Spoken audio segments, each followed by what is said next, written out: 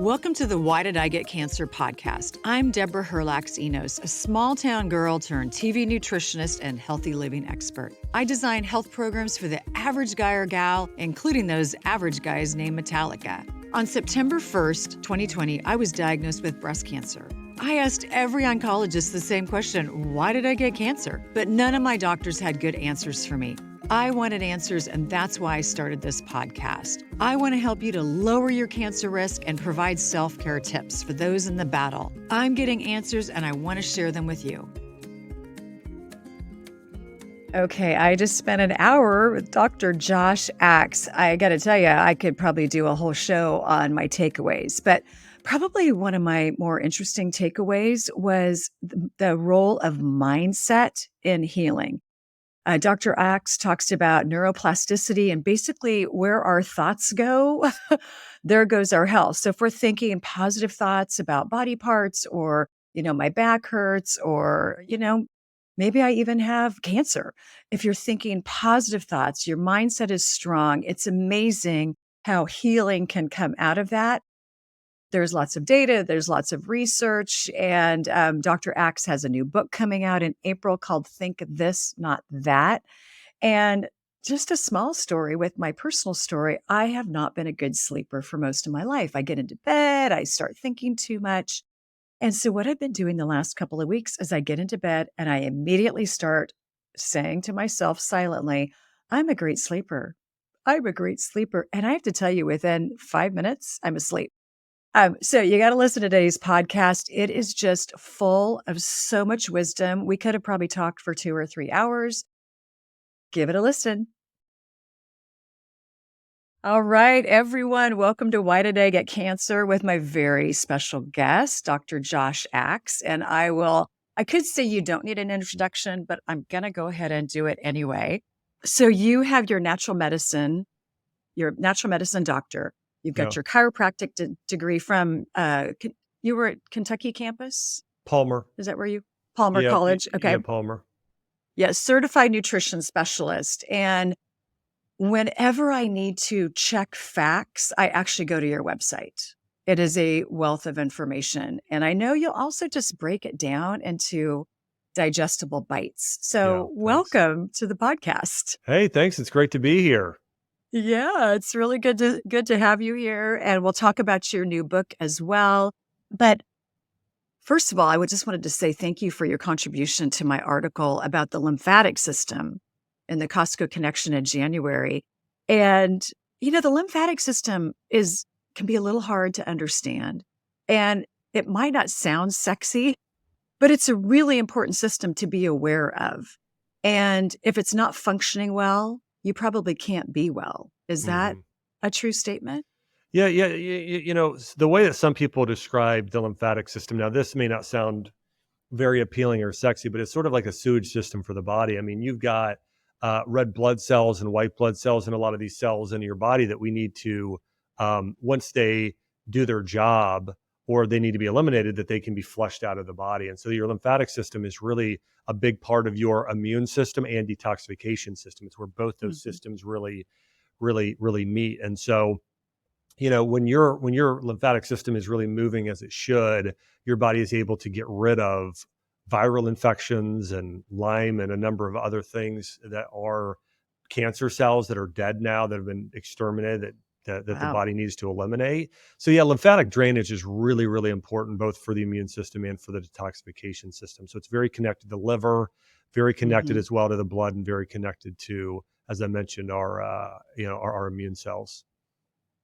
So, I mean, it sounds as important as our blood. I mean, it really is probably in the same category. Yeah, it's sort of part two. After the blood does what it's supposed to do, it needs to move on and out of the system. One of the things that's really important for it is its ability to eliminate, as I mentioned, toxins, senescent cells. These are cells that, when they accumulate in our body, secrete these inflammatory markers. There's a term going around that I think everybody should become familiar with. It's inflammaging. So inflammation plus aging. Inflammaging, one of the biggest reasons we age is over time, our cells, some of our cells stop working as well. So think about it like this. If you've ever had an injury and your body produced scar tissue, right? Hmm. Scar tissue is a type of tissue that can work and function, but not as good as healthy young tissue. And so, all that being said, we have these senescent cells in our body that cause us to age more quickly. Your lymphatic system is a system that helps eliminate and get rid of those cells. And so, it's really, like I said, it's very, very important that it's working optimally. Everything from Hmm. cancer prevention to cancer detoxification to just overall having a healthy immune system. Right. Okay. Well, I'm so intrigued by this topic because I had a lymph node removed during one of my cancer surgeries. Yep. Is there an age when the lymphatic system starts to slow down or malfunction? Well, generally speaking, and let me say my mom did as well. When my mom had breast cancer, she Mhm, had a mastectomy and had her some, mhm, me her too. some lymph nodes removed there too. And so yeah, when we think about age, when most people on average age starts going the other way in terms of your body starts functioning less than optimally, typically at 25 years of age. Oh, That's that tends to be like, for instance, collagen production. We know once you hit mhm, 25 or 26, that's when our body stops producing less collagen over time. Now, I think it's possible that for some people it could be as late as 30 years old, but I do think for okay. most people it's probably around that 25 years of age. And that's where supplementation and other things become even more important. Now, there was a recent article out, actually a scientific study that was really fascinating that said certain organs age faster than others for certain people. So Hmm, if you have this study, again, it was really fascinating. So they looked at people and they said, well, when we tested some people, like let's say we had one person, okay, let's say a woman who's 40 years old, her heart might be the age of a 30-year-old, but her lymphatic system is the age of a 70-year-old. Okay. Or her thyroid is the age of a 70-year-old, but her liver is the age of a 40-year-old. It's what it probably should be. And so then mhm, you really know, well, this is an organ that's aged faster than other organs. And that's an mhm. organ we need to really focus on regenerating the cells. I mean, that's really key. I think when we look at the future of medicine, it's how do we regenerate the organs and the cells? Because when you think about, well, why is your thyroid not well? Uh, or any organ, because like for instance your red blood cells are completely new every 4 months. Your blood Okay. is 100% new every 4 months. Your gut lining is new every 4 to 14 days. Your Oh, liver is new, so most of your organs like your liver mhm. are new every 150 to 500 days. So every year approximately you have a completely new liver. So if your body is regenerating properly and healing properly, you're going to have a new liver. But if it's not, your liver is going to stay stagnant or ill or even get worse. And so part of what we want to be able to do is do things that help regenerate that tissue. And there's really three main components of this that I've helped patients with and people over time. And it's like, we need to increase cellular energy to the Mhm. area. We need to bring it nutrients and blood supply and eliminate the toxins that are affecting it. So for instance, if somebody has a thyroid that's sick, like hypothyroidism or Hashimoto's, we need to get energy there. Well, a big part of that is the adrenal glands. We have to get those Mhm. healthy, and you need to get really good sleep at night. There's also some nutrients that are very important for like vitamin B12. Herbs like ginseng or ashwagandha are very good. There's also, eliminating the toxins that are going to affect it. And then which could be heavy metals, especially. Mhm.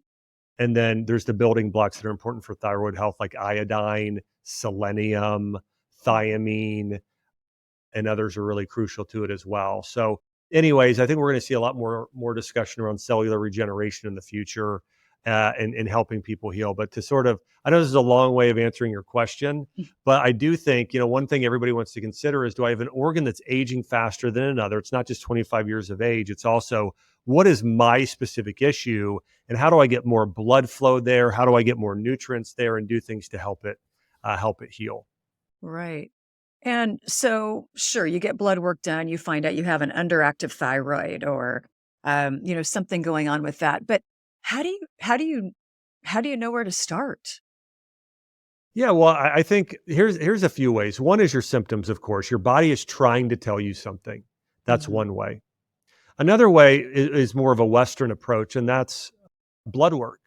Yeah. Certain blood work will show. Now, one of the issues with some blood work today is some of it can be inaccurate, or the ranges really aren't what they should be. Like, for instance, there's a Mhm. lot of people who maybe don't have type 2 diabetes, but they have metabolic syndrome, also known as Yep. syndrome X. And so, and that's causing certain areas of their body to age more quickly. So blood work is more the Western approach. From an Eastern approach, seeing an acupuncturist. I mean, acupuncturists and that Oriental medicine does an incredible job of being able to tell exactly what's going on in the body. In fact, I mentioned Mhm. this as I was referencing this earlier. If we want to help an organ regenerate, that's part of what acupuncture does. Is they move they call it energy. We could call it ATP. We could call it electrical signals in Western medicine. Mhm. But basically, they're sending energy, blood flow, and more signals to that organ to help it regenerate and heal more quickly. So I would say Right. those would be the three things I would say is blood work from a Western perspective, seeing an acupuncturist from an Eastern perspective, and then of course just listening to our bodies. I think is the other way we're able to tell, hey, what exactly is going on with me. But I actually think Yeah. acupuncture is probably the most accurate way of all. I love that. I have been an early adopter of acupuncture, even when I had 0 money and, horrible health insurance. I just found an acupuncture school near where I Oh lived, yeah, so I could go there, and for $20, I'd have 5 students working on me, and then the teacher would come in and say, "Oh, yeah, you did this," so I got the most amazing care for $20. that's So, great. you don't have to be wealthy to be healthy. Yeah. There's ways around it, and as prices go up and this and that goes up, I hear so often, I can't afford to be healthy. It's cheaper for me to get a bag of Doritos than it is a bag of organic broccoli. And so what do you say to resistance like that? Yeah, well, people that say that here's what I would say, and I'm trying to say this with as much compassion as possible. Mhm. If you really want to be healthy, if you have a big enough purpose and reason why, you will. I would say Yeah. that most people, and by the way, I'm not talking about the 1% of people. There's probably Mhm. 1% of people in the United States. Now, there's a much larger portion outside the United States, but I would say that's living with a limited mindset, limiting beliefs, and a victim mindset. And I'll give you an example of this. Like, and part of it is like I know, but then I'm sharing with everybody to do what they do. Let's say I only had a very, very limited budget, and you know, let's say, whatever that might be. Well, Mhm. you can still eat real food. It doesn't have to be organic broccoli. Let's talk about rice. You know how much a bag of rice is and how long that'll Right. last you? An incredibly long time. How about Yeah. beans? You know how, Yeah. to do a bag of beans, you know how much that'll last you a really long time. Mhm. What if you go and buy in bulk, go to a farm and buy a full chicken or a part of a cow and save that maybe you go to a local garage sale and you buy a freezer and save that and Mhm. pull that out, or you go hunting, maybe with a Yeah. friend, and if you're, if I'm not saying everybody's into hunting, but if you are, you could, and Yeah. so I think there are a lot of ways if you tend to be wise and you tend to really want to be healthy, there's a way. Like, I didn't have a lot Yeah. of money growing up. My family was, I would say, lower middle class. Now Mm. we weren't very poor, but my parents like both worked. Like, my mom made $7,000 a year teaching, um, Wow. and then my dad made like $28,000 a year. My dad used to work on power lines. Like, he worked out, Mhm. for a company called Bell Telephone in Ohio, and Oh, he yeah. was Oh, the guy yeah. out, freezing cold winters in Ohio working on. Yep, out And there. so Yep. that was Without hazard pay, yeah, probably. exactly. So that was my Yeah. dad growing up, and my parents found a way. Now, listen, it wasn't perfect, but it was just a lot of Mhm. home cooked meals with, again, rice, beans. We bought meat. We'd have small portions of vegetables, and Mhm. we'd buy in bulk as much as we could. Use coupons, and my family found Yeah. a way to do it. I'm a big fan of protein. Yep. You've listened to this podcast before. I'm a big fan of protein. I grew up on a farm and I had access to great healthy sources of protein that we grew ourselves for the most part. So, I want to talk to you today about chicken thighs. I'm a huge fan of chicken thighs. I like chicken breasts too, but there's just not a lot of flavor to them. I love chicken thighs because they have a higher fat content than chicken breast. So, for me, what that means is if I have protein with a higher fat content, it keeps me fuller longer. If I stay fuller longer, then that also means I'm not snacking. I work from home, so it is really easy for me to go into the kitchen and be snacking for a good chunk of the afternoon. So if I have a chicken thigh at lunch, it's a fantastic way for me to go. It keeps me fuller longer. Here's the other thing I like about chicken thighs is the serving size is just about perfect for somebody my size. For my husband, he might eat 1.5 or maybe even 2, but for me, 1 is enough. It's again, it's a really great size for me. So let me tell you about the Butcher Box deal right now on chicken thighs. It's actually choose your own protein. You could choose chicken thighs, steak tips, or ground beef. But you could get free chicken thighs, 3 pounds of them in your box every month. And you could do that for an entire year or just do it for a couple of months. Use the code ENOS, all lowercase, ENOS. The link is in the show notes to go to the Butcher Box website and figure out what you're going to put in your first box. Anyway, I hope you enjoy these chicken thighs as much as I do. It's probably one of my favorite go-to proteins. You can put them in a crock pot, cast iron skillet, or even put them on the barbecue. Oh, and I just got a Blackstone, so that's what I'm going to try out this weekend. I'll keep you posted. Enjoy.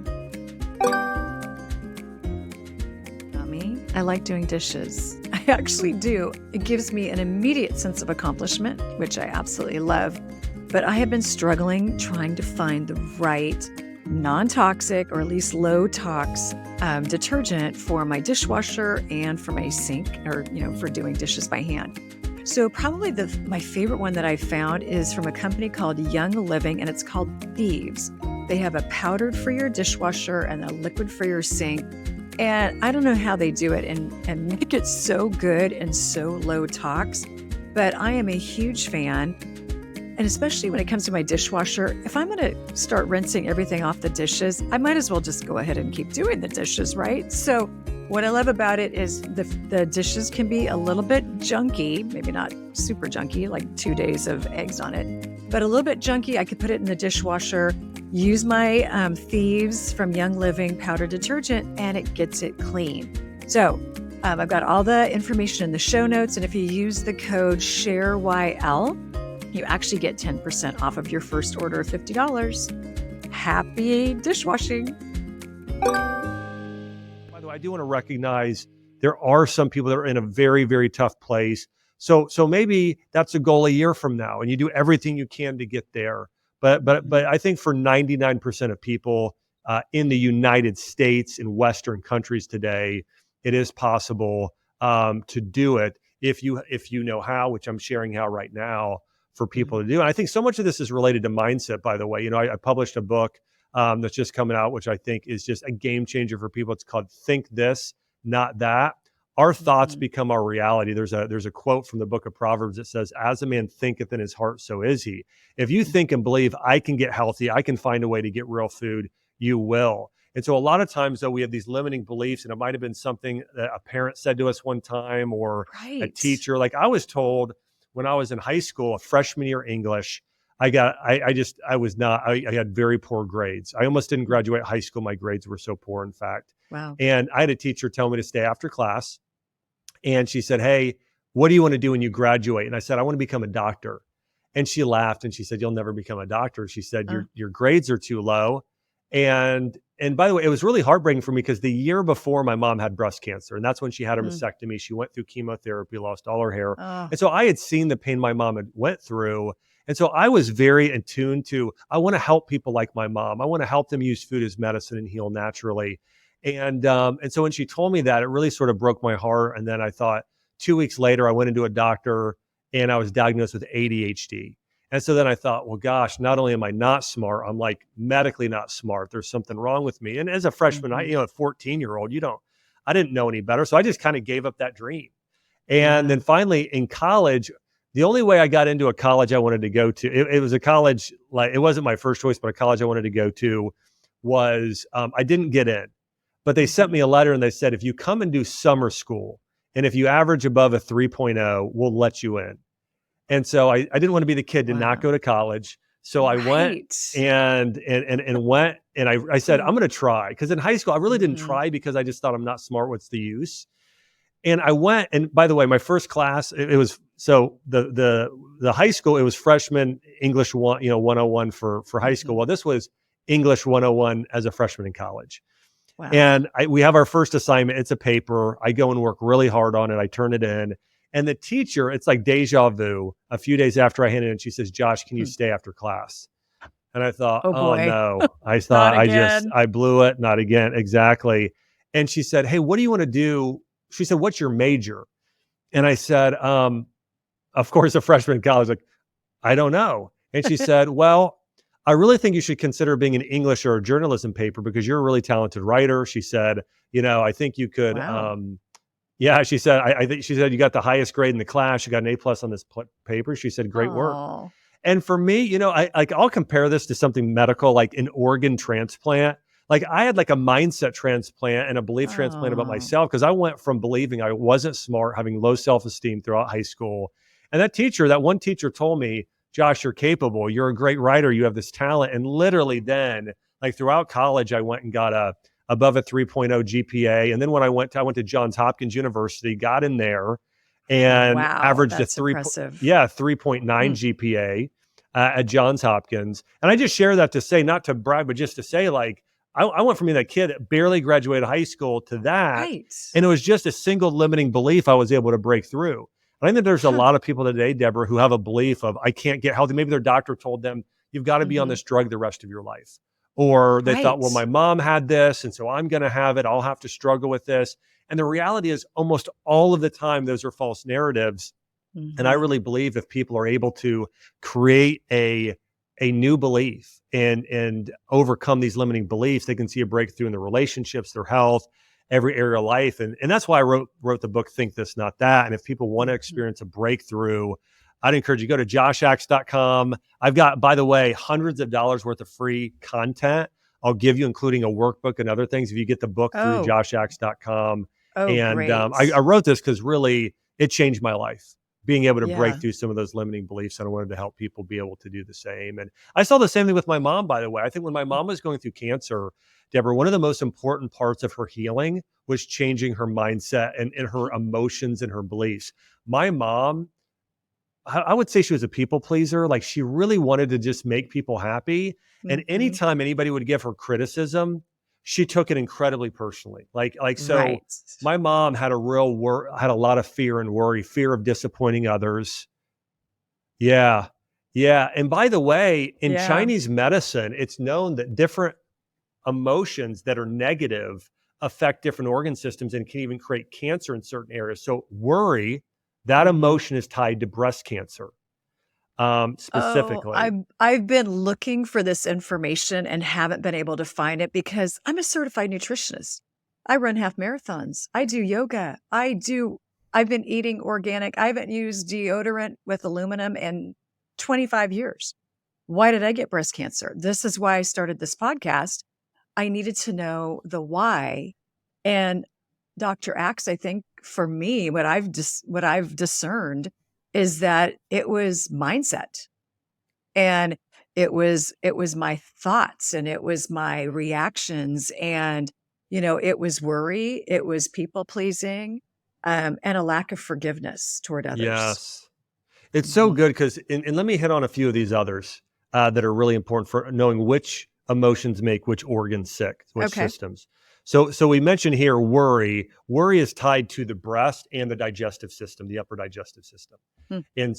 And by the way, so this is getting into the details here, but um, why would somebody get cancer on a left side and not their right side, or the right side, not their left side? Mhm. Right? This Yeah. isn't genetic. It's not, "Oh, I had a left-sided breast cancer gene." That doesn't Mm. make any sense. Yeah, Well, that's true. here's the reason why. Um, the left side in Chinese medicine is tied to the yang, and so if a woman doesn't feel feminine or Hmm. beautiful, or isn't in touch with her feminine side, and doesn't feel Mhm. like she's, if it's that sort of issue, it'll breast cancer will show up on the left side. If a woman on the right Wow. side is overnourishing, so think about this. If you're a mom and you've got 3 kids or 5 or 8, a lot of kids, and you feel like you're giving and giving and giving and giving and Mhm. giving, that will cause breast cancer on the other side because so the breasts, we know there's two primary roles in society, and it's tied to sort of the, sexual attraction, but Hmm. also nourishing an infant. Yeah. And so that sexual attraction, not feeling feminine, connected with in that way, feeling beautiful, that's the one. And then nourishing, but that sort of emotional, spiritual, if you overnourish and you don't get anything in return and don't Mm. rest and have right self-care, that'll cause it on the other side. And then, of course, I mentioned the digestion. If somebody has a lot of worry, you'll even get an upset stomach. So worry Hmm. affects those systems of the body. And then when we look at fear, this is obvious. We all know this one, but that's really adrenals, kidneys, and reproductive organs. Because Mm. when you are in a fight or flight state, your body is pumping out cortisol and adrenaline and those stress hormones. And if that's too much over time, that just that'll really fatigue the adrenals, sometimes Hmm. the kidney, and then a lot of those reproductive system organs. So fear. And then we Right. have the liver and your detoxification system, your liver, gallbladder, and parts of your lymphatic system, though lymphatic is actually connected to two areas. But the liver is really if you've got anger, frustration, resentment, bitterness, or unforgiveness, that Mm-hmm. really affects the liver and your body's ability to detoxify. And the other one is the immune system, and that's your lungs and your colon. 90% of your bacteria and your microbiome live in your colon, the lower part of your digestive tract there. And so that is really tied to if you've had something happen in the past and it Hmm. still bothers you today. So I mean, it could be Mm. emotional trauma, it could be physical abuse, sexual abuse, anything that's happened in the past. And you're Wow. living with the shame or regret or something like Mm. that, and you haven't been able to let go and move on, that Hmm. shuts down and weakens your immune system. And by the way, this is why unforgiveness is probably the most toxic of all the emotions in terms Wow. of cancer. It's the hardest Okay. on cancer because unforgiveness is you are resentful about something that's happened in the past. The resentment's affecting the liver, your Hmm. detoxification, the thing happening in the past is affecting your whole immune system. And those are the two primary systems that are responsible for killing off cancer cells and keeping you from having those. And so, and the last one here is anxiety. We know that Hmm. can raise your blood pressure. That affects the cardiovascular system and the nervous system. Right. Anxiety the most. And so, but and there are fields now like German new medicine touches on a little bit of this, but really Chinese medicine has been talking about this for thousands of years. And For so, thousands of years. yeah, Right. and so, Right. but this is why it is so critical if somebody wants to live a long time, stay healthy, reverse cancer, any of those things, that they take care of their mental health and their Mm. emotions and their mindset, because I actually think it's a bigger cause of cancer than diet and lifestyle, or at least Wow. equal to. Let me repeat that. So, our mindset, forgiveness, lack of forgiveness, all of those things can be as important as diet. Hmm. Yeah, Okay. I mean, that makes so much sense because we're eating 3 or 4 times a day, but we are thinking that's right. 15 hours a day, And you here's know? the other thing, Deborah, 95% of our thoughts are unconscious. And so those Really? unconscious thoughts when you're walking around, you like, again, the limiting beliefs. I would walk around all day. I'd never said it one time. Mhm. And maybe I'd think it once a few times a day. But subconsciously in my head, it's I wasn't smart. I'm not smart. I'm not smart. I'm not smart. Right. Or my mom, not even thinking about it. She didn't realize it, but I need to please this person and this person. And if I don't please one single person, I'm a failure. Oh, It's boy. yeah. Yeah. And that also, I would say, is so much more predominant in with women than with men. It is. It's funny. It Yeah. is. It is. Mhm.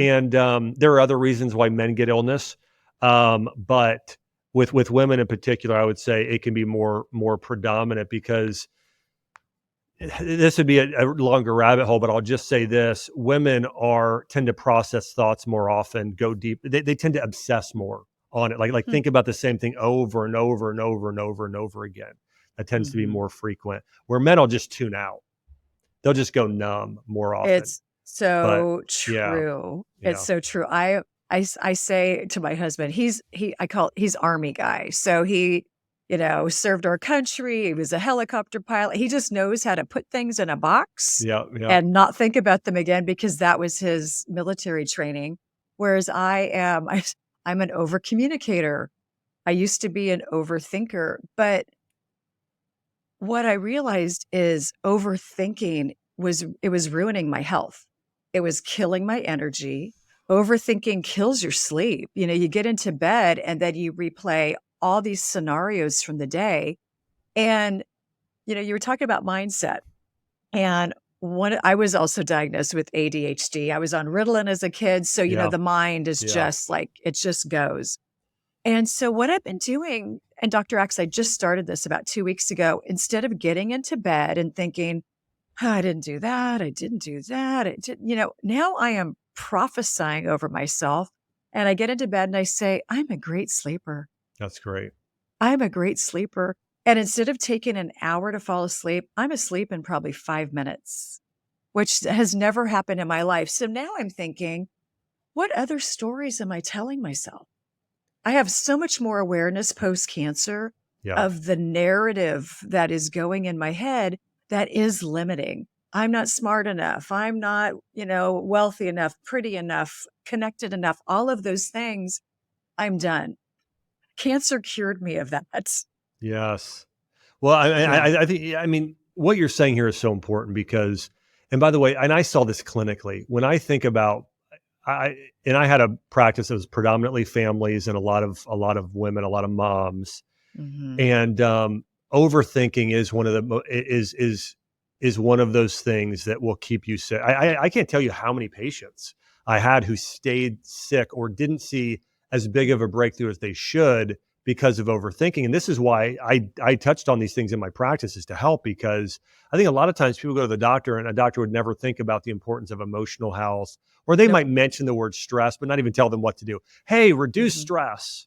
Right. Like Good like like idea. yeah, that's not that helpful, and so I really made Right. this a big part of my practice is trying to give people, hope, encourage them, bring up things like overthinking or these different emotions to, Hmm. for them to address them, and I would help them address them in order to start to heal. So, again, it's really, really important, and oftentimes overthinking it's a couple things. It's one, it's oftentimes you trying to control things maybe you can't control, Hmm. is very, very common.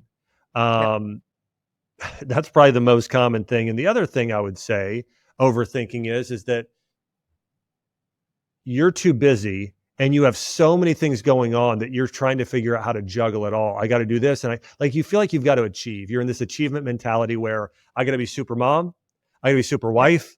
I got to be super career now. I mean, this is Hmm. literally what society has put on women today.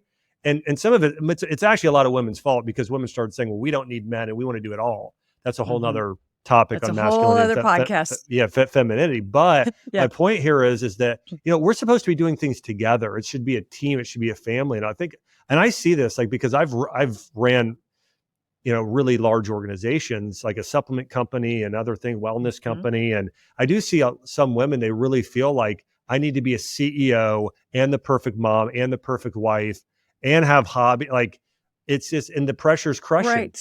It is crushing. Yeah, it's crushing, it's overwhelming, and and at the end of all that, they're still not taking care of themselves. So That's you right. talked earlier about, Yeah. having an awareness of your body. You can't have an awareness of your body if you are checking this box, checking that box. I'm super mom. I just got a promotion at work.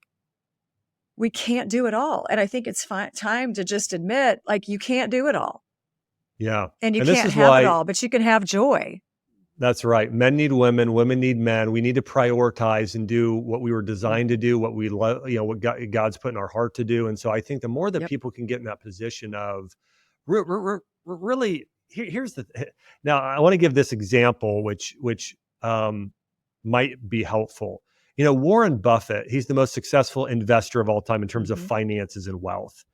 And when we think about Warren Buffett, they asked him, they said, hey, how have you stayed so successful? What are your keys? Well, his number one key was ignore what media and culture are saying. Like ignore Yeah. completely all media, all culture, all the outside pressure. And I think if someone were to go and just completely ignore what's going on with the media and culture and what everybody is telling them, these opinion people that don't have any wisdom, and they'd only Yep. listen to the 1% of people that are the most wise, most virtuous, most good people that have done the greatest good on the earth, what their life would look so much more simple. Make sure you tune in to next week's episode, part 2 with Dr. Josh Axe, where we take a deeper dive into the last year that he has had. And I have to tell you, it was rough. He couldn't walk for a year. His parents actually even came and helped take care of him. He learned a lot during that really dark season and even ended up writing a book. So tune in next week. You've got to hear this story. 75% of the U.S. population is deficient in magnesium. And the tests to see if you are deficient are really not the best tests around. So this is one of the reasons why I actually supplement with magnesium.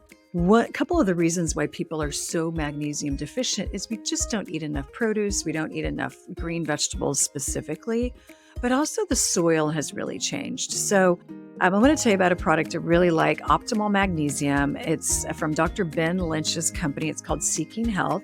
And I like their products. I love their liquid vitamin D combined with K. And I also really love their chewable multivitamins because sometimes I am just sick of swallowing pills and I want to do it a different way. So I might do the drops or I might do a chewable. If you want to get 10% off of your first order, use the code DENOS10 and I'll have all the information in the show notes. Enjoy. Thank you for joining me today on the Why Did I Get Cancer podcast. I've got my shopping guide for all of my cancer self-care items in the show notes, along with information about today's guest and our show sponsors. And don't forget to subscribe to my podcast so you never miss an episode. Keep in mind, I'm not a doctor. I'm just a gal that got diagnosed with cancer and wanted answers. If you need medical advice, please be sure to consult with a medical professional. And thank you for listening.